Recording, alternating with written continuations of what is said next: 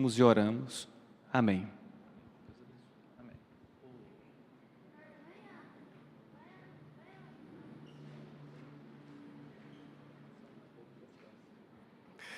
Boa noite, queridos. Graça e paz no Senhor Jesus. Por favor, abra sua Bíblia na Epístola de 1 Pedro, capítulo de número 3.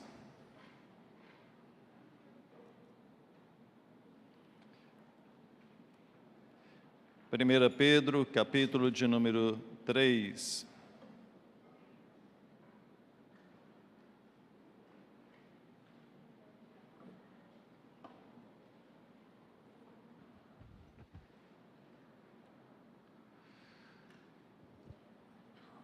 A partir do verso 1, vai falar a respeito dos deveres das pessoas casadas. Nós estamos no mês de maio, tradicionalmente lembrado como mês da família, e por isso mesmo gostaria de meditar nesse texto. Estou pregando na sequência de 1 Pedro, mas dei uma alterada aqui na sequência para poder coincidir essa pregação com esse mês de maio. Nos diz assim: igualmente vocês, esposas, estejam sujeitas cada uma ao seu próprio marido, para que, se ele ainda não obedece à palavra, seja ganho sem palavra alguma por meio da conduta de sua esposa, ao observar o comportamento honesto e cheio de temor que vocês têm.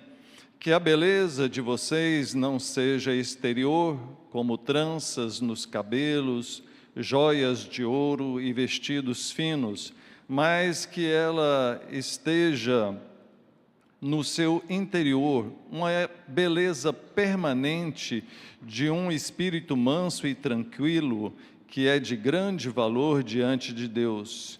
Pois foi assim também que no passado costumavam se enfeitar as santas mulheres que esperavam em Deus, estando cada qual sujeita a seu próprio marido. Foi o que fez Sara, que obedeceu a Abraão, chamando-o de Senhor, da qual vocês se tornaram filhas, praticando o bem e não temendo perturbação alguma. Maridos, vocês igualmente vivam a vida comum do lar com discernimento, dando honra à esposa, por ser parte mais frágil e por ser coerdeira da mesma graça da vida. Agindo assim, as orações de vocês não serão interrompidas. Que Deus nos abençoe. Você acredita que a Bíblia é a palavra de Deus?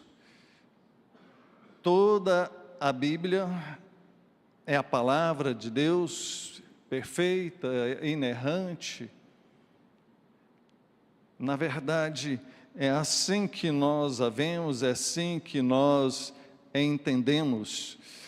Domingo passado, Asaf pregou aqui e falou, entre outras coisas, a respeito do perigo de nós misturarmos valores mundanos com valores divinos. E quando nós lemos textos como esse, falando a respeito do papel da esposa, do marido, isso às vezes soa meio agressivo ou inquietante para algumas pessoas. E talvez o que devemos considerar no início é toda essa crise de identidade que vivemos nos tempos atuais. Alguns parâmetros que sempre foram referências, não apenas de maneira bíblica, mas também de maneira social, como casamento, como masculinidade, feminilidade, como virgindade, castidade e tantos outros, honestidade. valores, princípios de moral, de ética, de justiça, que estão sendo lançados fora, menosprezados. E nós, enquanto cristãos, olhamos para as Escrituras como sendo a palavra de Deus, como é dito constantemente no nosso meio, ela é a nossa única regra de fé e prática, mas vivendo em meio a essa cultura tão corrompida, às vezes somos tentados a achar que alguns ensinamentos já estão meio que ultrapassados. E há aqueles que estão por aí tentando reescrever as Escrituras numa versão mais politicamente correta, mais socialmente correta, para não ferir, para não ir contra as ideologias do presente século. Então, nós, ao olharmos para as Escrituras, devemos orar com o devido temor e respeito, porque estamos diante da palavra de Deus, da vontade de Deus relevada, pura, inerrante. Então, pensando sobre isso, queridos, vamos olhar para o nosso texto. Na verdade, aqui ele começa esse bloco aqui um pouco antes, a partir do verso de número 11, talvez na sua Bíblia tenha um subtítulo, A Vida Cristã Exemplar, e Pedro aqui, ele passa a trazer algumas orientações sobre como viver sobre a autoridade civil, do verso 11 até o 17, como viver sobre a autoridade num trabalho e depois como viver dentro do casamento. São 3 perspectivas que ele traz no mesmo bloco para orientar como deve ser o nosso testemunho num ambiente hostil. E nós vivemos num ambiente hostil, hostil aos princípios cristãos. E como que deve ser o nosso comportamento? Então, com a graça de Deus, iremos meditar nesse texto a respeito do casamento, e nas próximas vezes que eu for pregar, eu voltarei nesses outros textos para falar a respeito do nosso ambiente de autoridade. É interessante porque estamos num ano político, né? Então vai dar uma boa reflexão para cada um de nós. Quando pensamos aqui a respeito de casados, de casamentos, eu gostaria de dizer para você que ainda não é casado, que é jovem, talvez você, poxa, essa palavra não é para mim. É sim, meu querido, porque Deus há de te abençoar e um dia você casar, ou mesmo que você não case, tudo bem quanto a isso, mas você precisa aprender a palavra de Deus para orientar, para ajudar outras pessoas que se encaixam no devido texto. Então, ouça, aprenda, guarde no seu coração. Pensando a respeito aqui uma breve contextualização, quando falamos a respeito de esposas, de mulheres, ele vai iniciar com essa parte, nós temos que entender que ao longo da história, por exemplo, no mundo antigo, no Oriente Médio, no mundo grego e principalmente no mundo romano, que aqui é o contexto dos destinatários originais desta carta, as mulheres realmente não tinham posição social, elas não tinham voz ativa, elas não tinham poder de decisão, de até mesmo respeito diante de uma sociedade. Agora, quando nós olhamos para a Bíblia, chegamos ao centro dela, na pessoa de Jesus, no Evangelho, e mostramos e observamos como Jesus restaurou essa dignidade devida à mulher. E esse texto vai mostrar isso para nós. Diferente de outras culturas, de outros tempos e até mesmo de outras religiões, o cristianismo ensinado por Jesus, ensinado pelos apóstolos, dá a devida honra e dignidade à mulher igual ao homem. Um texto clássico é o de Gálatas 3:28, que diz assim: não há judeu nem grego, não há escravo nem livre, não há homem nem mulher, pois todos vocês são um em Cristo Jesus. Aos olhos de Deus não há acepção de pessoas, de forma alguma, nem de gênero, nem de status social, nem de cor da pele, nem de posição social ou financeira. Pois bem, então vamos olhar o nosso texto. Eu pretendo ser bem específico, bem exegético aqui no nosso texto. Primeira coisa que eu gostaria de destacar, versos 1 e 2. Igualmente vocês, esposas, estejam sujeitas cada uma a seu próprio marido, para que, se ele ainda não obedece à palavra, seja ganho sem palavra alguma por meio da conduta de sua esposa, ao observar o comportamento honesto e cheio de temor que vocês têm. Ele inicia dizendo: igualmente vocês. E essa expressão, ela atua aqui como um elo que vai ligar ao que está sendo falado antes. Igualmente ao quê?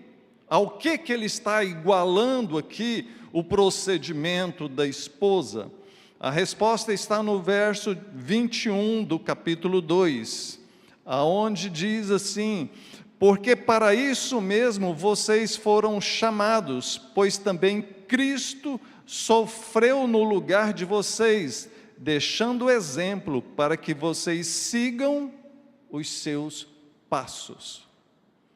Cristo, o nosso Senhor, sofreu por nós, se humilhou por nós, deu exemplo de humildade, de mansidão. E agora ele diz: igualmente vocês estejam sujeitas cada um ao seu próprio marido. A ideia aqui é de estar com um testemunho, com uma atitude semelhante à de Jesus, que, embora sendo Deus, se humilhou e se colocou na posição de homem, obedecendo à orientação de Deus. Todos nós somos chamados a obedecer à palavra do Senhor. E é assim que nós identificamos quando estamos sendo fiéis, quando obedecemos à palavra do Senhor. E o próprio Senhor Jesus se colocou na posição de obediência ao Pai. A missão que o Pai tinha confiado a Ele, Ele se entregou e cumpriu ela cabalmente. Então, veja, quando ele fala aqui, é justamente para que as mulheres, as esposas, no caso, ele está falando no âmbito familiar, não está falando das mulheres de uma maneira genérica, mas se referindo ao âmbito do casamento, que as esposas no casamento estejam sujeitas ao seu marido.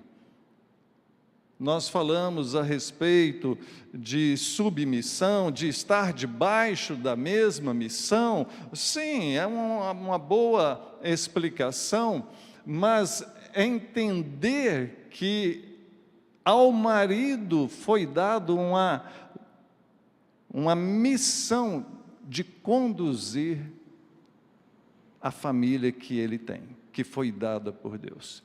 E eu vou chegar nesse ponto quando chegarmos lá no verso de número 7 e demonstrar aos queridos irmãos como é séria essa questão para cada um de nós. O problema que às vezes surge em relação às mulheres é porque, ao longo da história, essa palavra submissão traz um peso muito grande. A ideia de inferioridade, a ideia de subalterna, a ideia de alguém que é humilhada, e jamais foi essa a intenção do texto bíblico. A intenção do texto bíblico é mostrar que, havendo igualdade diante de Deus, contudo, existem papéis diferentes. Assim como o Pai é o Criador, o Filho é o Redentor, o Espírito é o Consolador, assim também em todas as coisas que Deus criou, Ele colocou papéis definidos. A mulher, cabe ela ser essa auxiliadora idônea, que vem aqui dentro do seu lar, como aquela que tem a missão de ganhar o seu marido para Cristo. Perceba, na sequência ele diz o seguinte: cada uma ao seu próprio marido, para quê? Para que, se ele ainda não obedece à palavra, seja ganho sem palavra alguma. O texto aqui não está falando a respeito de maridos crentes, está falando a respeito de maridos incrédulos, de maridos que ainda precisam ser ganhos para Cristo. Essa expressão é daqueles que ainda precisam ser convertidos. Aqui ele está falando num contexto de casamento misto, de mulheres que já eram convertidas e seus maridos ainda não. A orientação é para que elas não abandonem os seus maridos, mas permaneçam no lar, mesmo que este lar seja um ambiente hostil, mesmo que esse marido não tenha a mesma fé que ela deve permanecer ali dando um bom exemplo. Porque sabe, queridos, quando às vezes as palavras não convencem, o testemunho convence. As ações falam muito mais do que as palavras. A orientação aqui é para que elas tenham um bom testemunho, para que esses maridos que ainda não foram alcançados, eles possam observar e ser ganhos, serem convertidos sem nenhuma palavra. É a evangelização pelo testemunho, pelo bom procedimento. Veja, ele menciona por meio da conduta de sua esposa, ao observar o comportamento honesto e cheio de temor. Ele fala sobre conduta, sobre comportamento, fala sobre temor, virtudes que vão autenticar a nossa fé. De que adiantaria qualquer um de nós dizer que temos fé, sendo que a nossa conduta ou o nosso comportamento demonstre coisas contrárias? Talvez você já tenha observado, reparado alguém que diz ser crente, mas que tem um comportamento desonesto, injusto, errado. E isso lança por terra tudo aquilo que ele vem a falar. Então, é por isso que a palavra de Deus aqui está dizendo que essa boa conduta é que vai trazer essa transformação, quebrantar esse coração duro. Então perceba que ao falar aqui da esposa estar sujeita, submissa ao marido, não é ela se tornar um inferior ou se tornar capacho dele, de forma alguma. A Bíblia, e muito menos nós, iríamos endossar ou orientar coisa desse tipo. A Bíblia é contra todo tipo de violência ou inferiorização do próximo. E nós, Igreja Presbiteriana, também somos contra todo tipo disso. Então perceba que a orientação aqui é para que haja um testemunho e através desse bom procedimento, a vida daquele homem seja impactado.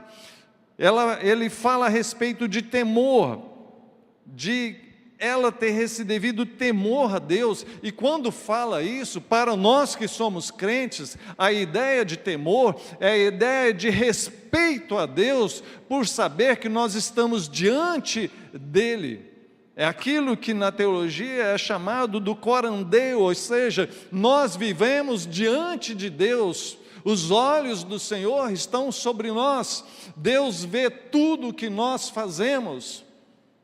Sabe, meu irmão, minha irmã, Deus vê tudo o que você faz, tudo o que você passa, todos os lugares que você vai, tudo o que você pensa está diante do Senhor.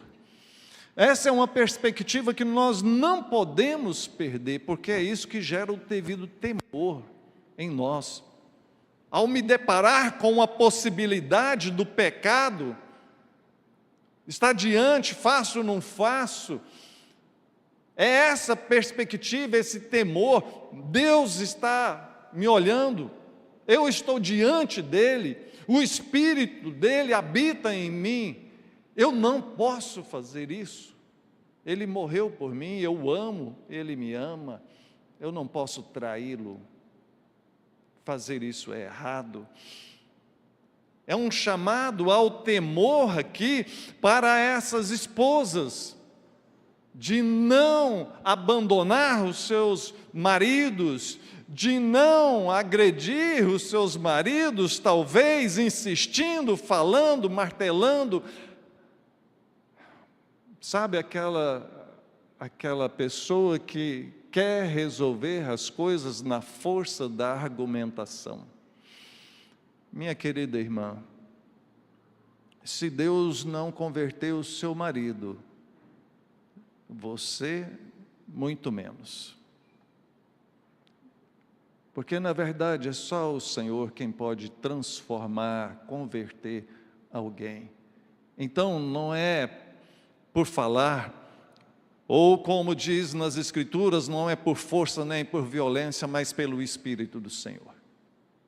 Então confia em Deus, mesmo que o ambiente não seja dos melhores, continue firme na sua fé, você está diante de Deus, santifica aquela casa, ore e que Deus abençoe. O texto prossegue, dizendo aqui, versos 3 e 4, que a beleza de vocês não seja exterior, como tranças nos cabelos, joias de ouro e vestidos finos, mas que ela esteja no seu interior, uma beleza permanente, de um espírito manso e tranquilo, que é de grande valor diante de Deus. O apóstolo Pedro, que não está proibindo essas coisas, penteados, joias, roupas, isso não é uma proibição, mas ele está falando porque no contexto desse mundo romano daquela época, as mulheres investiam alto na sua aparência para poder ter um status social, não muito diferente de hoje. E para contextualizar um pouco mais, os homens de alguns anos para cá também estão fazendo demais isso. Demais. Veja, não há problema em nos vestirmos bem, cuidarmos da nossa aparência. A questão aqui é que não é isso que vai mostrar o nosso valor, o nosso verdadeiro valor. Como alguém já disse, quando tem que enfeitar demais é porque não é muito bonito.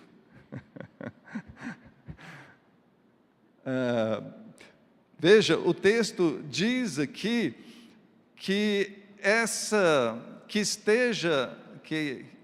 verso 4, mas que ela esteja no seu interior, ou seja, essa beleza esteja no seu interior, uma beleza permanente de um espírito manso e tranquilo. A preocupação do apóstolo Pedro em falar aqui é porque as mulheres daquela época estavam agindo igual às incrédulas, igual às mulheres romanas, tentando se mostrar sensuais, elegantes, para assim atingir um certo status social. Agora, o problema, queridos, é que nós vivemos uma verdadeira ditadura da moda.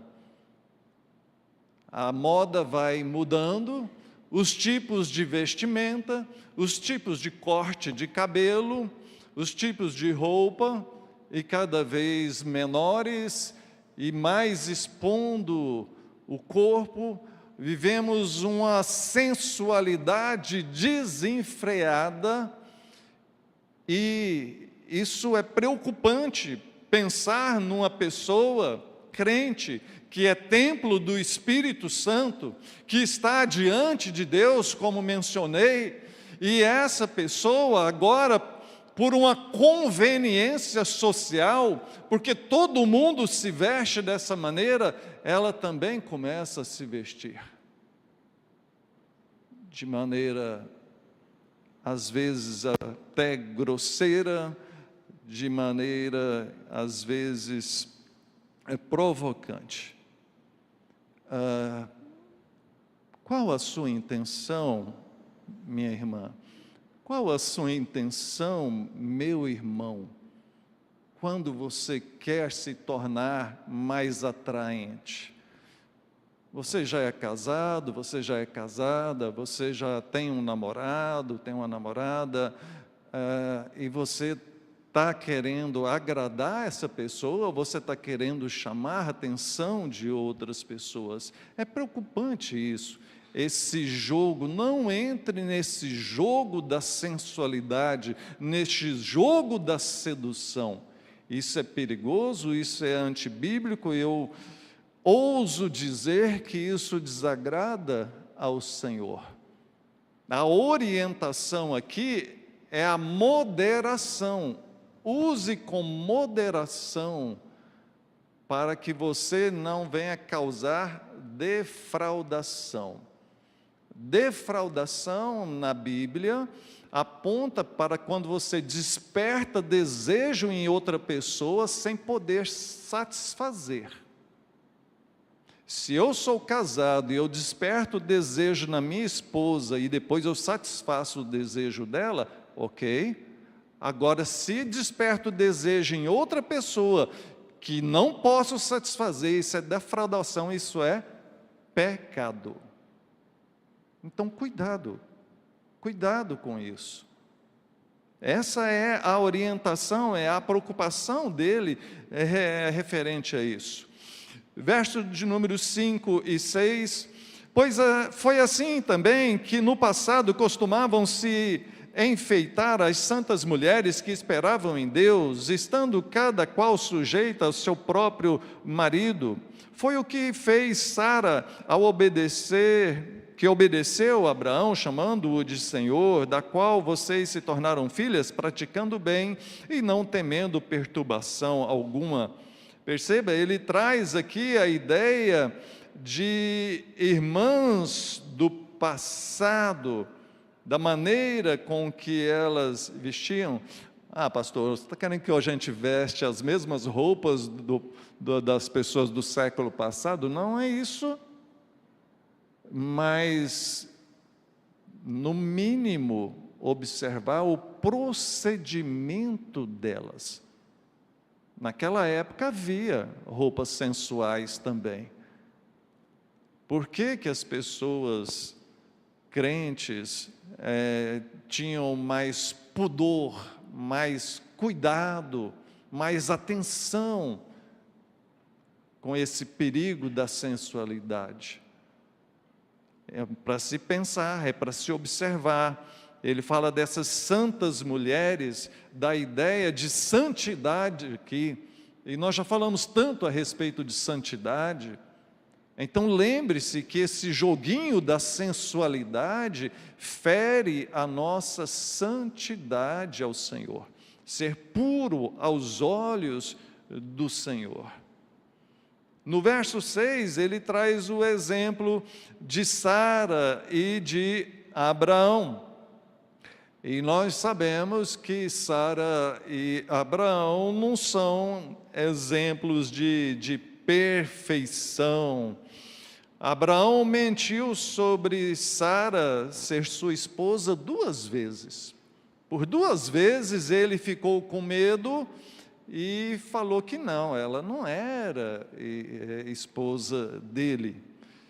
Veja, uma falha terrível deste homem que não cuidou, que não protegeu a sua esposa, que expôs a esposa dele ao abuso de outros homens, de reis daquela época. Sara também teve as suas falhas, ela entrega a sua escrava, a sua serva para Abraão, ela ri, debocha da promessa de Deus que veio até ela. Agora, mesmo sendo imperfeitos, a Bíblia cita eles aqui como alguém que num ambiente imperfeito conseguiram superar as suas falhas e seguir adiante sendo fiéis a Deus. Nenhum de nós somos perfeitos, queridos. Todos nós temos as nossas falhas. Agora, nós não podemos permanecer nelas. Nós precisamos aprender, precisamos nos corrigir e precisamos nos alinhar à vontade do Senhor. Aquilo que Deus deseja para cada um de nós. E aqui eu quero citar o exemplo. Nos meus primeiros anos de ministério, tinha uma senhora que frequentava a igreja, Dona Teresa, ainda é viva.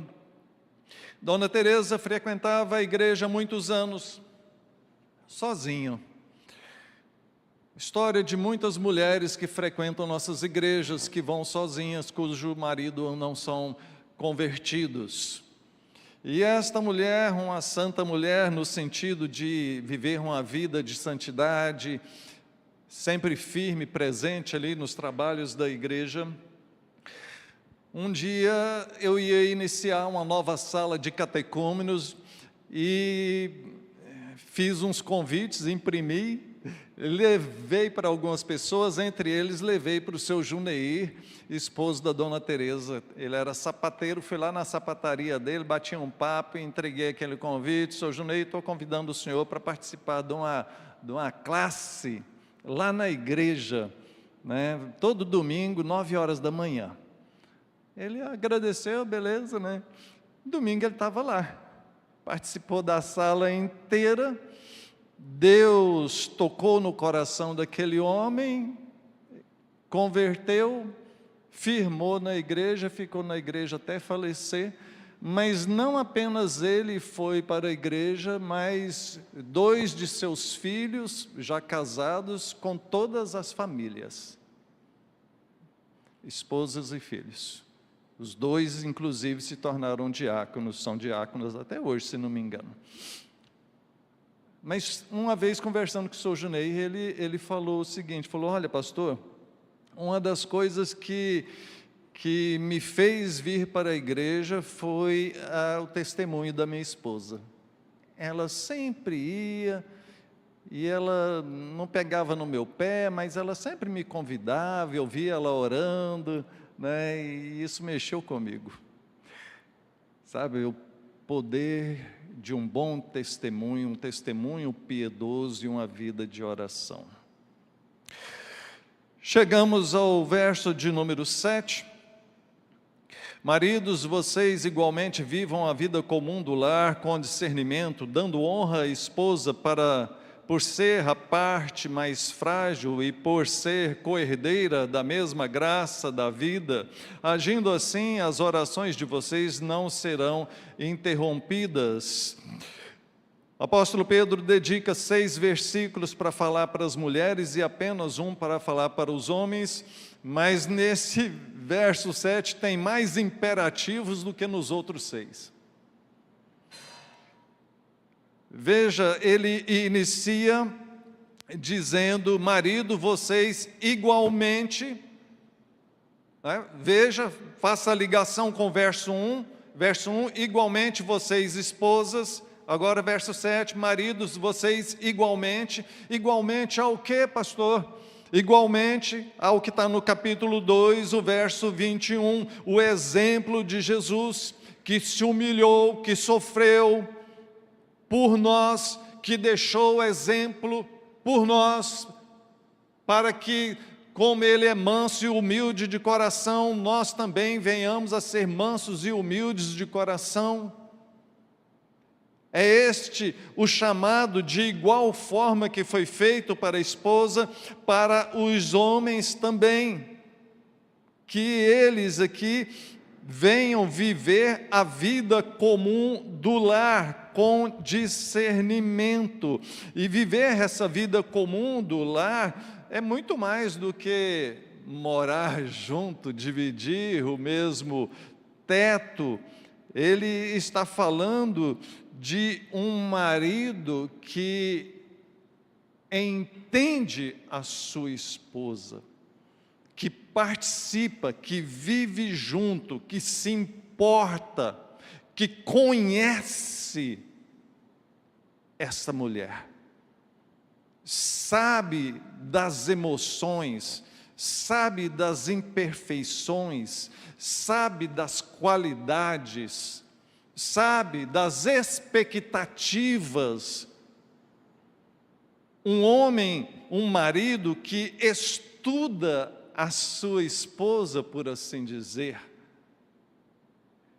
Ele não está vivendo cada dia como um outro qualquer, não. O lar é o ponto central, ou como um antigo livro dizia, é o pequeno reino particular, aonde ele, marido e esposa, filhos, estão guardados e protegidos nesse lugar de aconchego, de amor, de paz e de harmonia. Ah, meu querido irmão, se o seu lar não vive em paz, não tem harmonia, talvez você não esteja vivendo essa vida comum do lar direito. Perceba, ele prossegue dizendo aqui que isso deve ser feito com discernimento, com conhecimento. Aquele que conhece bem a sua esposa, os seus filhos, isso acaba com essa passividade masculina. Vivemos um tempo do empoderamento feminino, por quê? Porque é uma passividade masculina. Os homens que ao longo da história pegavam no arado, pegavam no chifre do boi, corriam atrás, resolviam as coisas, hoje estão fracos e não tomam atitudes, e as mulheres se veem obrigadas a resolver as coisas, porque senão a casa para, o gás acaba, a torneira está vazando, a descarga não funciona mais, metade das lâmpadas estão queimadas, e não tem um homem para resolver as coisas da casa. A conta bancária está no vermelho, os filhos estão crescendo meio desordenados, e aí vai. E a mulher, pela própria natureza e constituição emocional dela, ela não aguenta ver isso. Ela pega e começa a tomar frente nas coisas que era para o marido resolver. meu irmão, você está errado. E minha irmã, você também está errada. Você não deve fazer o que é competência, responsabilidade do seu marido. Porque senão ele vai deixar de ser um marido e se transformar num bebezão. E você, meu irmão, precisa assumir o seu papel aqui. Perceba, ele diz aqui que o marido deve dar honra à esposa. Essa palavra é muito forte, significa literalmente atribuir ou pagar o que é devido. Quando fala de honra aqui, indica que é algo de grande valor, de preciosidade, algo que merece respeito público e privado. Significa tratar a esposa como um tesouro valioso. E eu estava olhando os comentaristas, Calvino, Kistemark e alguns outros, e a maioria deles aqui vem falar que se um marido não sabe cuidar da esposa, não sabe honrar a esposa, que é esse cuidar bem dela, esse marido está em pecado. A maioria dos comentaristas concordam com essa ideia. O texto diz que ele deve fazer isso porque ela é parte mais frágil. Em alguns textos, o vaso mais fraco.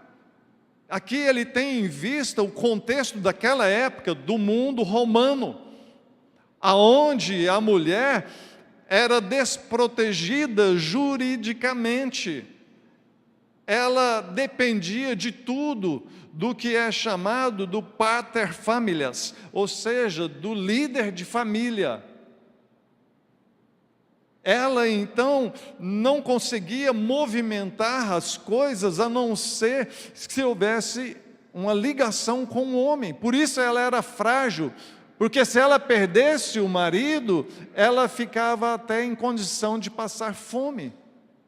Por isso que a Bíblia, em outras partes, vai falar da orientação, do cuidado que a igreja deve ter com as viúvas, porque senão as viúvas iriam sofrer.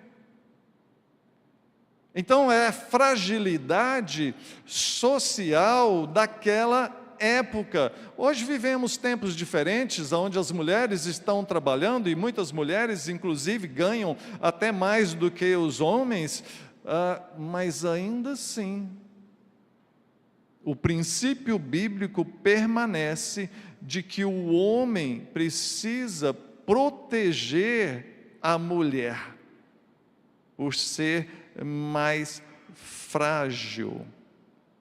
Então, queridos, não significa uma inferioridade, mas da mesma forma que um vaso de porcelana se quebra facilmente e possui alto valor, aqui está mostrando que é responsabilidade do marido proteger a sua esposa. Então lembre-se disso. E ele vai caminhar para o final dizendo que são co-herdeiros, veja só, e por serem co-herdeira da mesma graça da vida. Aqui traz essa ideia da igualdade total. Os dois são co-herdeiros da mesma graça. Não há diferença. Aos olhos de Deus, homem e mulher, conforme aquele texto que eu li no início de Gálatas, aos olhos do Senhor, somos iguais. Somos co-herdeiros da mesma graça, e é necessário que vejamos isso. Parece-me haver em alguns setores da sociedade uma certa briga por quem é superior. Homens dizendo que não precisam de mulheres, mulheres dizendo que não precisam de homens. O chamado bíblico aqui é para nos vermos como iguais e como codependentes, como aqueles que juntos formam essa família que é criada, instituída por Deus. E o texto vai encerrar com a última sentença: agindo assim, as orações de vocês não serão interrompidas. Ao falar aqui a respeito de oração, ele traz essa sentença como um incentivo para que nós, homens, estejamos orando. Ele pressupõe agora um homem que é convertido agora e que ora. E para que a oração dele não seja interrompida, ele precisa honrar a sua esposa, ele precisa cuidar da sua esposa, ele precisa viver essa vida comum do lar, porque se ele não agir dessa forma, a oração dele não será recebida. A ideia aqui, quando diz de interrompida, é de um bloqueio que impede dela chegar até Deus. E se você for um pouco atento, você deve ter observado que está no plural. Agindo assim, as orações de vocês não serão interrompidas. Alguns comentaristas dizem que ele está se referindo aos homens. De maneira geral, vocês, homens, as orações de vocês não serão interrompidas. Outros comentaristas dizem que se refere ao lar, que se o marido, como esse sacerdote do lar, que deve conduzir espiritualmente o seu lar, se ele não estiver fazendo assim, o lar entra em dificuldade espiritual também. De uma forma ou de outra, a situação é séria para nós. Devemos ser fiéis no cumprimento da nossa missão, para que não venhamos trazer prejuízo espiritual para dentro da nossa casa. Veja, se você administrar mal os seus negócios, ou se você desempenhar mal o seu trabalho na empresa que você é funcionário, você pode acabar trazendo prejuízo financeiro para dentro da sua casa. Se você agir mal diante de Deus, não cumprindo a sua missão como marido, como esposa, você também pode trazer prejuízo espiritual para dentro da sua casa.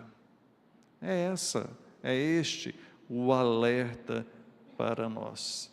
E aqui, partindo então para a nossa conclusão, lembrando que ele está fazendo aqui não apenas uma orientação para casais, mas está fazendo uma orientação para crentes de como viver num ambiente hostil, num ambiente difícil, seja na sociedade, seja no ambiente de trabalho, ou seja no ambiente familiar.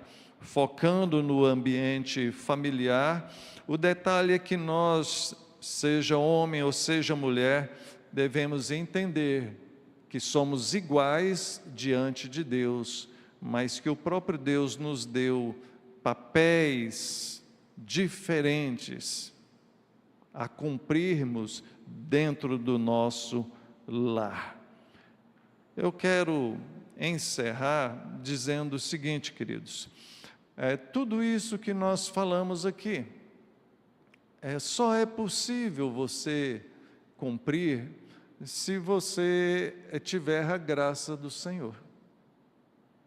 Se você tiver a capacitação do Senhor na sua vida.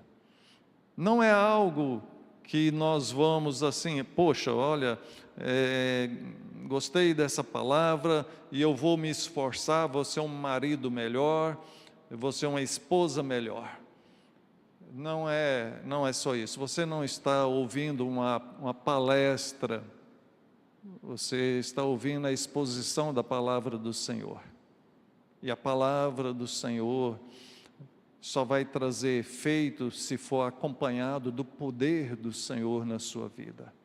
Então eu gostaria de orar nesse instante, e gostaria que você orasse também.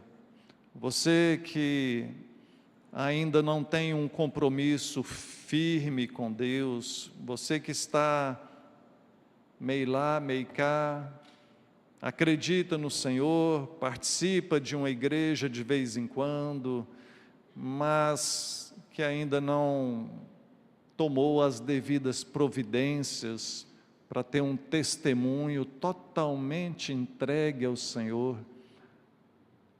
É esse o momento da conversão, momento do arrependimento, da mudança de vida. Ore ao Senhor nesse instante, fale com Deus.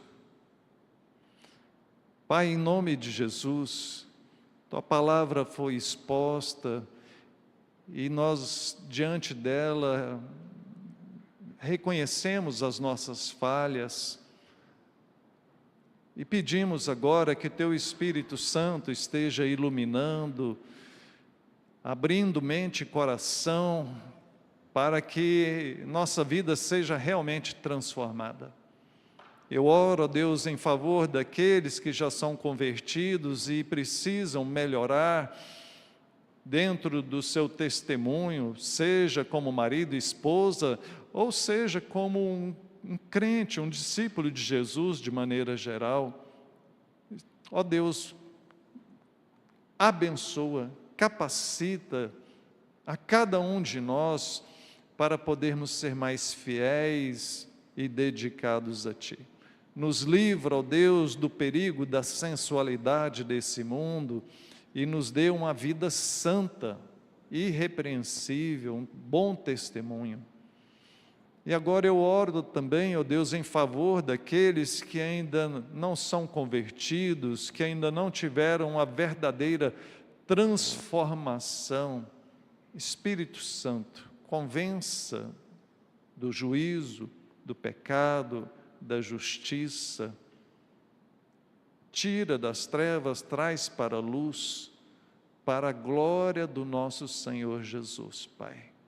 Que a Tua bênção seja assim, em nome de Jesus. Amém. Vamos louvar o Senhor com uma canção e depois receberemos a bênção.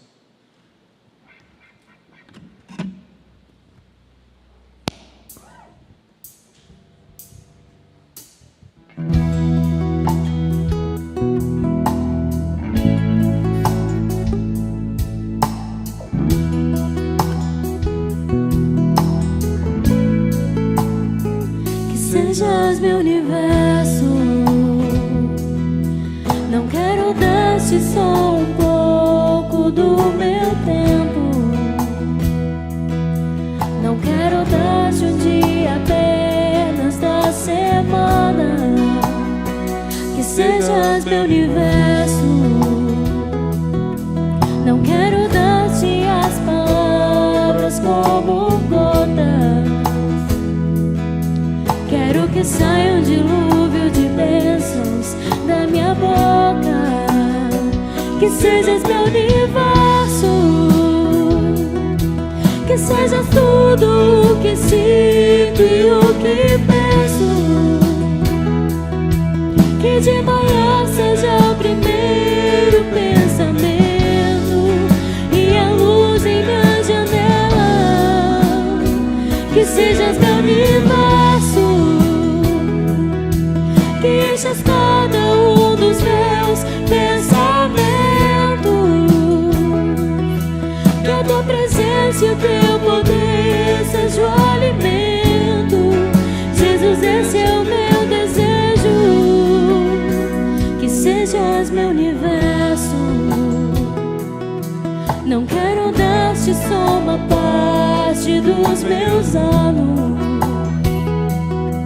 Te quero dono do meu tempo e dos meus planos, que sejas meu universo. Não quero a minha vontade, quero agradar-te. E cada sonho que há em mim, quero entregar-te. Que sejas meu universo, que sejas tudo o que sinto e o que penso. Que de manhã seja o primeiro pensamento e a luz em minha janela. Que sejas meu universo, que enches cada um dos meus pensamentos. Que a tua presença e o teu poder seja o alimento. Jesus, esse é o meu desejo. Que sejas meu universo, que sejas meu universo, que sejas meu universo.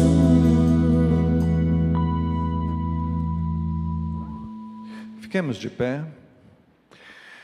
E agora, meus irmãos, que a graça do nosso Senhor e Salvador Jesus Cristo, o amor de Deus, o nosso eterno Pai, a comunhão, a consolação do Espírito Santo de Deus, seja sobre todos nós e sobre todo o povo de Deus, hoje e sempre.